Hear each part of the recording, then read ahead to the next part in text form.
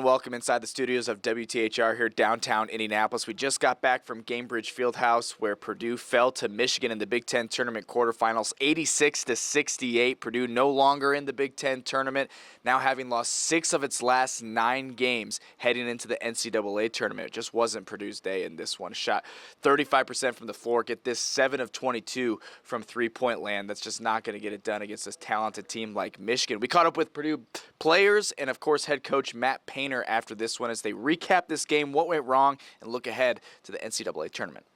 Congratulations to Michigan.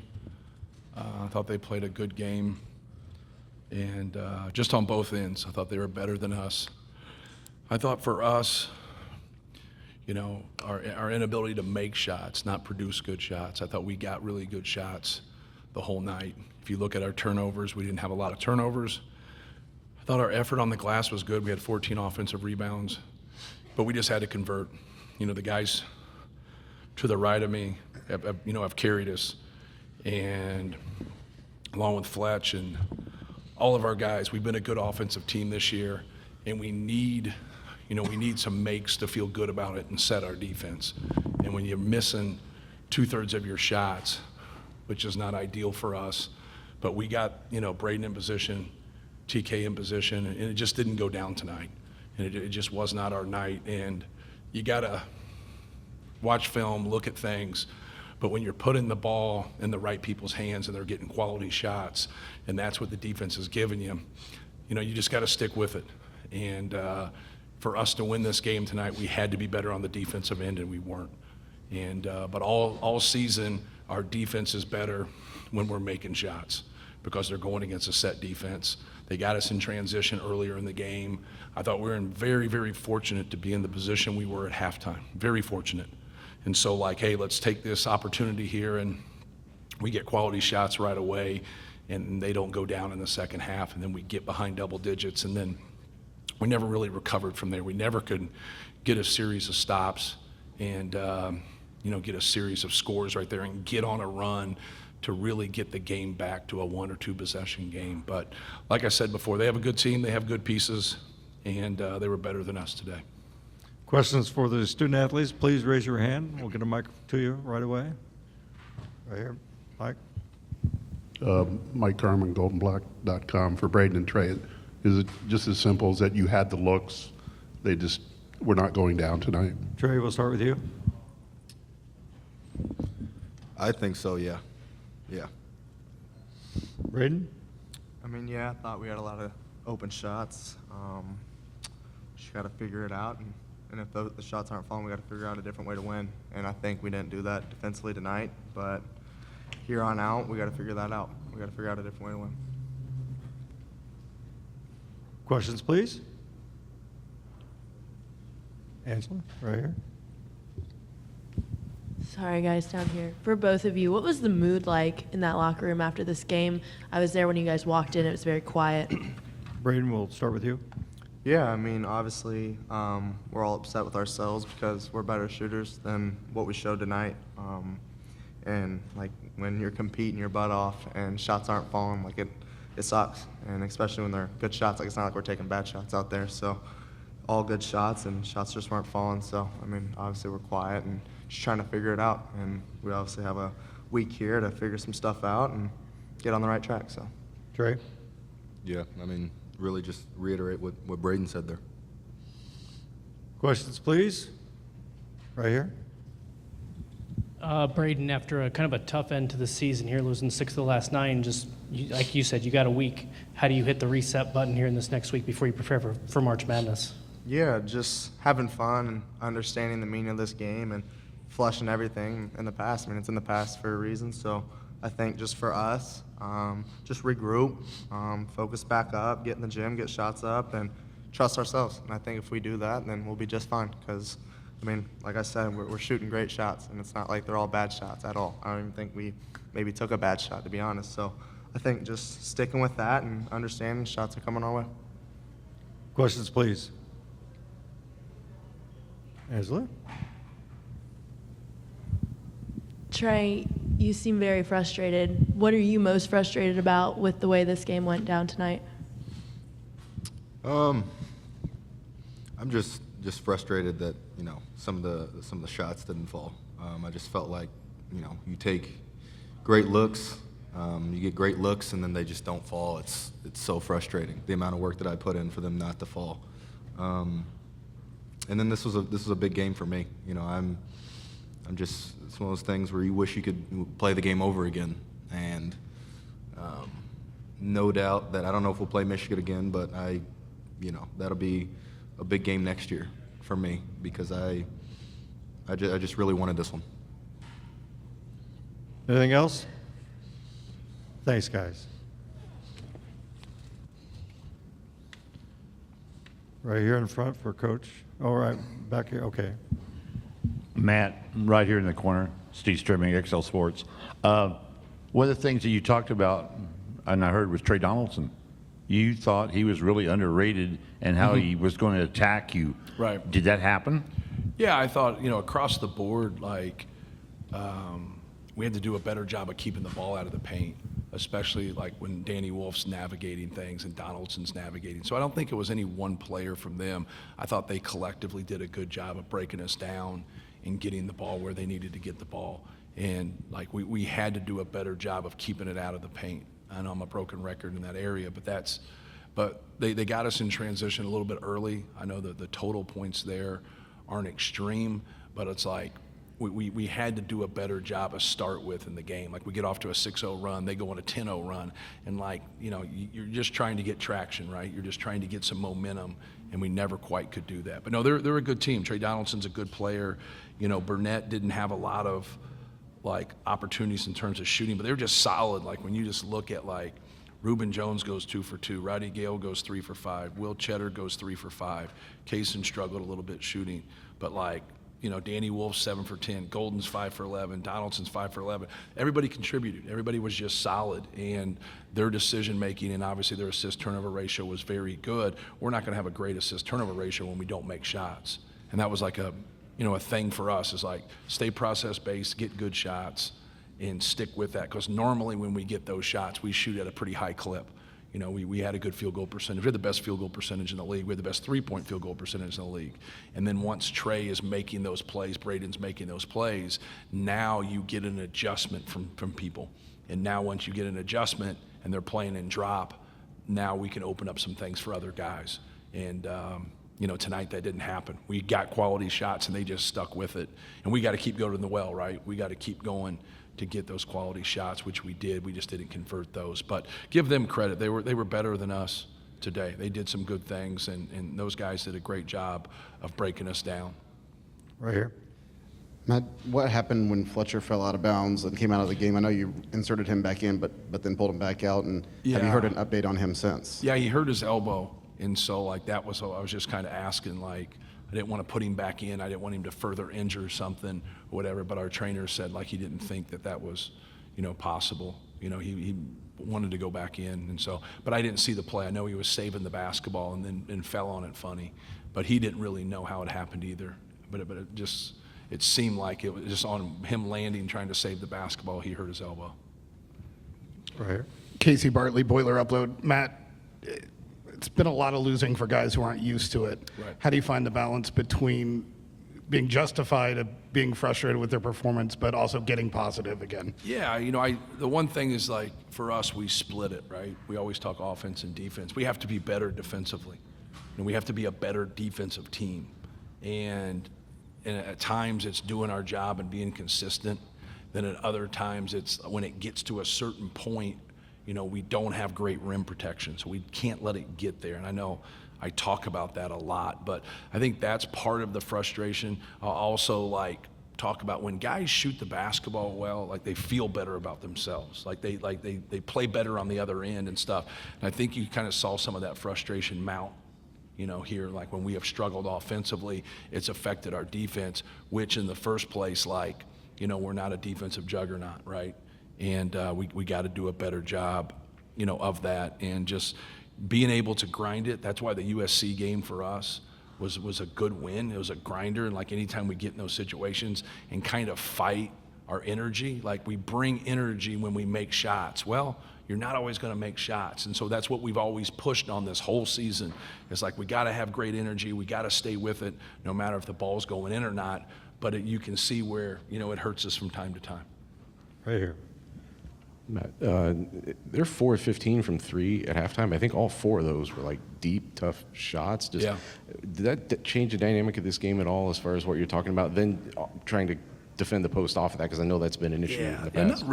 Not really. Like, we didn't they end up 8 for 26. It's not, earth-shattering. It's not one of those things that we went in and said. I thought we had a couple closeouts where we could have broke rhythm.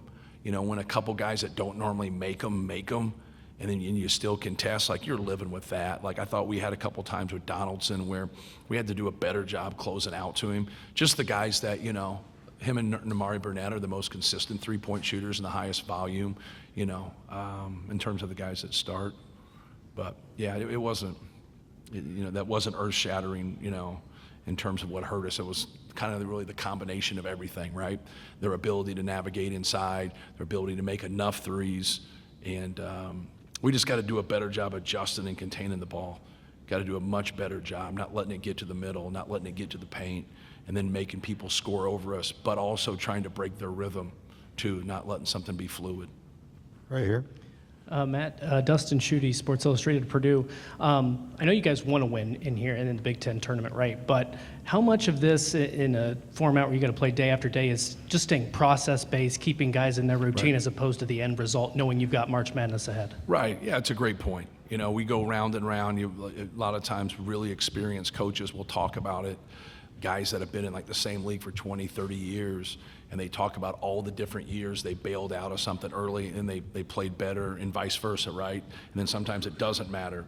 But I think today, like, the back-to-back affected our team, and I think sometimes it affects teams a little bit different. I don't want to take anything away from Michigan, but like, if we didn't like it, then we should have won our last game of the season and been the 2 seed, right? And so, like, now you're playing the first game today instead of playing the second game today. And, for us, there's not a magic wand, right? You just try to do your job and keep working. A lot of people, and I always talk to these guys about it. It's like the people that try to talk and explain that aren't in our practices, aren't in our film session. It's hard. Like, we didn't get beat by a bad team today. We got beat by a good team. And just that back-to-back for us was, I thought, was a little bit tougher. And it looked tougher, right? Because, like, a lot of times you get beat, you're like, man, we just got to generate better shots. We got to be able to execute and get better shots to be able to do it. And when that happens in the game, that's a frustrating point for a coach, because it's your responsibility to create a system that creates that when you have good players, which we do. But when you get good shots and you don't get it, because we need to feed off of that. Everybody feeds off of that, but we really need to feed off of that. So now transitioning into the tournament, hopefully you can get some rest. You didn't play as long. And any way you look at it, you try to grab the silver lining as a coach and make it positive, right? You have to, because the result's over. But hopefully that's the case. Hopefully we play better in the NCAA tournament. We get some rest here. We get ready to go and have some fun. We're going to go here, here, and here, and close it out. Right here. Joe Jackson, Boilers in the stands. Coach, over the past month or so, you're 341st in defensive effective field goal percentage, but you're also 338th in defensive turnover percentage. How important is it to get back to forcing turnovers, given kind of the rotations you have to live in defensively? Yeah, it's a great question, and we've really talked about it because we were doing that at one time. I think you've got to also look at who we were playing at that time and who we played in the last stretch. I think that probably has the biggest hand there, if you'll look at that carefully. I don't want to be disrespectful. But like, I talk a lot about hand activity and having active hands and trying to get deflections and doing that without taking yourself out of defensive position. So when you don't have that rim protection and you don't have that, the last thing you want to do is to get really aggressive and just get blown by. But we got to do a better job of having that and understand, like, in ball screen defense or dealing with the post, having those hand activity to make it difficult on them, but not go crazy one-on-one, especially out in space, and making sure you're keeping the ball out of the paint, make sure you're keeping the ball there. But you're also going to have your built-in help. And the one thing that you got to be able to do is you got to be able to help on drives and swarm the basketball. And you saw that a couple times at the end. We just don't swarm it. And then they just make easy plays over the top and they just lay the basketball in. So we got rules to it. If you get off those rules, it doesn't help. But you can't live and help all the time. If you're just helping the whole time, you just can't be in rotations. It's why you see a lot of teams switch a lot of different things, because they don't want that rotation. But there's certain matchups where you can't, or you're just going to get exposed. And sometimes we do it and we knock you out of what you want to do, but then we don't have good matchups on the glass when shots go up. And you're like, well, why can't this guy get this, or why can't get this? I always say it's why heavyweights fight heavyweights, right? In boxing. Like, you don't see somebody weighing 120 pounds fighting someone weighing 240, because it's there. Well, basketball, it's different. If you're going to switch, you're going to knock things out, but now you're there. So it's kind of, when you go down that rabbit hole, like I'm kind of speaking like I'm going down a rabbit hole, but when you go down that rabbit hole, it starts with on the ball. If you can't be good on the basketball, you're just creating angles and you're creating advantageous scenarios for your opponent. And then if they can decision make, sometimes you play people and they can get it, but their decision making stinks. But when you play people that understand basketball, that are well coached, like a Michigan team and their players, like now they're going to expose you when you get to that point. We got to do a better job of not getting behind plays, because once we get behind plays, earlier in the Big Ten season, we were forcing some things, but we're getting it from a style standpoint to where, like, we were getting active hands, we're getting steals. Like when we played these guys, we really pressured them at our place, and we really got into them, and it kind of shocked them. We stole their spirit, and we blew them out. And then we outplayed them until the last 5 or 6 minutes of the game there, and then today they outplayed us. But you got to be able to create, like you're saying, you got to be able to create some toughness to where the ball doesn't get into the paint, and then you're getting some turnovers. Like, they didn't turn us over, we didn't turn them over, and so then, like, who's going to shoot better, right? They out-rebound us by 6, but at one time we were down 7 in the first half. We brought it back to 20 at half. So when you look at all those things, there's a lot there, but you got to be good initially. And when we're not good initially, we just live and help, and then we don't have great blockout responsibility, and it really hurts us. Right here. I really just try to talk you in circles to confuse you, so you guys will just stop asking me questions. But no, I'm honestly just trying to answer your question. Yeah, Matt Dillonson from the Journal-Gazette in Fort Wayne. I guess you, following up on Dustin's question, this is twice in 3 games where you thought your team got really good shots, right, and they just didn't fall. Is right, that the product of the end of a long season? Is it just kind of the way the ball bounces sometimes? Yeah, both? it's hard to quantify. It's probably somewhere in there. They're probably both right or a little bit right or something like that. As a coach, that's what you do. You have to run a system that is best for your best players, your most efficient players, and we do. And we're going to keep doing that. We're going to keep getting quality shots. And keep working towards getting quality shots, because it does depend on what the opponent does and how they guard us with things. But I just thought we were short on some things. Like TK has that little shovel shot that seems like, at times he never misses. And like he just kept getting it. And you want to encourage him. Hey, keep shooting it, keep taking him. And it's frustrating for these guys. Like, you guys had good questions because you can see the frustration. It's frustrating for them because they get it. They get an open, Braden gets that pull-up 3 where he's won games for us, making those pull-up 3s. He gets a lot of opportunities today that he made other night, that he's made all year. And, but yeah, you just hope that, you got to get some rest, got to get ready, got to stay positive, and then have a couple good practices and then let it rip, because this is what you work for. You put in a lot of time. We start in June, and we put a lot in time to be great right now. Sometimes that's worked for us, sometimes that hasn't, but that's part of March Madness. That's the way it is. There is another team out there competing. So, we're going to have a couple good practices here. No matter what happens, we're going to play somebody that's really good because they've earned their way into the tournament. Right here. Alexa Ross, CBS 4, Fox 59 over here. I know there was conversation about the energy to start the game yesterday, bouncing back and being able to really generate it. How do you keep that energy up, though, when good shots aren't falling? How do you encourage them to keep going? Yeah, just be positive. You see me over there, just trying to be a cheerleader and just try to keep them going, keep their spirits up. It's been an issue the whole year, to be honest with you. We don't have a team that has that, but when we play well and we shoot well, they do have that, right? They feed off of that. So just trying to fight that. When you have a little bit of a shortcoming there with that, I think every team fights it. I think we fight it a little bit more we have some guys that are like a little bit more quiet, and then like they feed off the guys that are like a little bit stronger personalities and the guys that that lead us. And but yeah, there's nothing magical about it. You just got to stay positive and keep working and keep competing. I thought our effort was good. I thought our execution was good. We just didn't finish things, and then we weren't good enough on the defensive end. But we're not going to go away. Like we're going to keep working. We're going to keep trying. We got a great staff. We got great players, and we got to try to do our best in the tournament and get on a run. That's what everybody tries to do, right? No matter what happens here, now you got to get on a run. You can't get on a run without that first game. So just looking forward to it. Yeah, we just got to, defense, getting the rebound that leads to transition. Like, I got a couple times and was able to push, and I feel like that's, when we push the ball up the court, I feel like that's when we're at our best. That's our best offense, being in the fast break. It's easier for teams just overall to defend whenever they're they score and they get their defense set. So, just getting it out in transition more again, and it has to start with stops. Yep. What's the biggest defensive work? What'd you say? What's the biggest defensive work? What has to get better? It's a little bit of everything, just communication and toughness all together.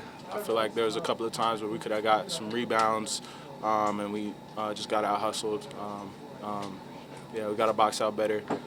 We got to finish plays. So, yeah, we just gotta just stay with it on defense and rebound, and that's gonna be able to open up transition opportunities. When a team's hitting shots like that, how does that make it more difficult to prevent some of the things they were doing, those baseline runs, those cuts and things like they're getting there to get the ball inside? Did those things go hand in hand? Yeah, they made a lot of cuts at the right time, but we always tell the coaches always tell us, we got to see ball and see man all at once. We got to keep our head on the swivel and be more alert. And that also comes with communication as well. If we communicate better, and we have good ball pressure, some of those bad cuts won't happen because we're pressuring the ball and we're talking to each other if somebody doesn't know what's going on. What's the, it obviously starts with keeping the ball out of the paint, but Illinois and now Michigan, they were able to get the ball in the paint and then cut off of that. What's the counter to that? Like I said, just communication, keeping the ball square. You can't give up any angles. You got to make them just keep making them move the ball. They can't have straight line drives to the basket. Getting to the paint. So that's where they killed us, off the cuts too. You guys are down 4 at halftime, but they made 4 threes in the first half that were all really tough threes. Did you guys feel coming out of halftime that this was a closer game than the score even indicated? Yeah, I felt like it was a closer game because I feel like we missed a lot of shots that we usually make. So we're missing those shots and they get a chance to go in transition. That's how they got a bunch of their buckets in the first half. So, it's just one of those things where you got to just keep playing hard no matter the result if you're making or missing shots, like I said earlier. Your second half effort after the score kind of got a little bit one-sided. Were you trying to kind of lead by example there? I always try to, no matter if we're up 20, down 20, no matter what the score is, I'm going to try to play hard. I'm trying to win the game. We could just still made a run at the end. We just missed a couple of shots, and we didn't get enough stops. But I'm just trying to play hard at all times, no matter what the score is. What's the overall mood of this team after a game like that? We just tell everybody just to stay positive. We're going into the tournament. This is my first March Madness, so it's a really exciting time for me. I'm just trying to keep everybody level-headed, keep everybody positive, because I know we can make a good run at this thing. What can you guys take from the Big Ten Tournament into the NCAA Tournament? What can you learn from? What can you fix? I feel like communication, we got to be more together. It was tough having the back-to-back, but that's kind of going to be similar in the NCAA tournament. So, just sticking together. We got to huddle more, and we just got to talk more to each other. Enter your mind yet? Yeah, maybe a little bit, obviously. I think looking forward, really just focus I feel like it's kind of been my motto throughout my career. We just take it one day at a time, going out. Having a great week of practice this week on Sunday, finding out where we're going to go, getting over there, getting ready, getting acclimated to the court, to the arena, and whoever it is we're going to play, and focus on winning that game. Do you feel like there's experience you can pull from to respond in the tournament? Obviously, last year you lost the second Big Ten game you guys had. Is as simple as just remembering that? Yeah, I think obviously there's a lot of similarities for sure, but there's also some differences. Obviously, different teams. But I think looking back at it, it just goes to show what happens here. As much as it sucks, it doesn't define what the NCAA tournament is going to look like for us. And that kind of just goes back to what I said, that we have confidence in ourselves, and so now it's just about going out, kind of putting pen to paper. Defensively, did this feel familiar tonight in ways that you probably didn't want it to, like some of the second breakdowns? Yeah, I mean, obviously credit to Michigan. They've got really good offensive players. They got a lot of guys that can shoot. Obviously, Wolf and Golden with the size, and Wolf handling the ball and Golden down low. But at the same time, for sure, obviously we didn't get the stops when we needed to get the stops. And that kind of takes a toll on you. You're not allowed to get out in transition. I could be mistaken, but I think, we're a top 10 when we do run transition team in the country. And so if we can't get that stops, that kind of takes away that whole facet of the game away from us. And, it's just kind of making it hard on ourselves. They're getting prepared and locking in this next week, figuring out who and where we play, and then being able to focus on them and make a run in March. This team has been kind of inconsistent over the last month or so. Mm-hmm. What can you take from those positive games that you need to hone in on before you start the NCAA tournament? I feel like figuring out what we need to improve in, and then being able to work on that during our practices, and also executing that in games. And I feel like the times that we lost, we were up at times, and then the other team sort of went on a run and we weren't really able to come back. So just being able to keep our foot on the gas and being able to keep that lead. Have you guys been able to pinpoint any of those problems yet that you've been working on? Yeah, just like keeping the ball squared on defense, making sure to prevent dribble penetration to the basket, and also having a low man and help defense is very important, and that's something that we need to work on. You're like Jakari, this is your first March Madness, right? So how do you kind of balance that? Disappointed you lost today, but excited for what's to come? Yeah, definitely sucks that we lost today, but being able to look towards the March tournament and sort of focusing on that, I feel like is very important, and I'm excited for it. Obviously not a happy group there after a 18-point loss at the hands of Michigan here in the Big Ten Tournament quarterfinals. Now, of course, again, we're looking ahead to the NCAA Tournament. Where is Purdue going to land? Again, they've lost 6 of their last 9 now ahead of the big dance. That's not exactly where you want to be. You want to be playing your best basketball at the right time. That, of course, is in March. So we'll see a 4 seed, a 5 seed, where they're going to be placed. Do they have an opportunity to make it to the Sweet 16, make it further? We'll see. It's all the ball is in Purdue's court as they are now out of the Big Ten Tournament, looking ahead to the NCAA Tournament. Keep it locked right here on Channel 13. Of course, WTHR Plus for all your college basketball coverage.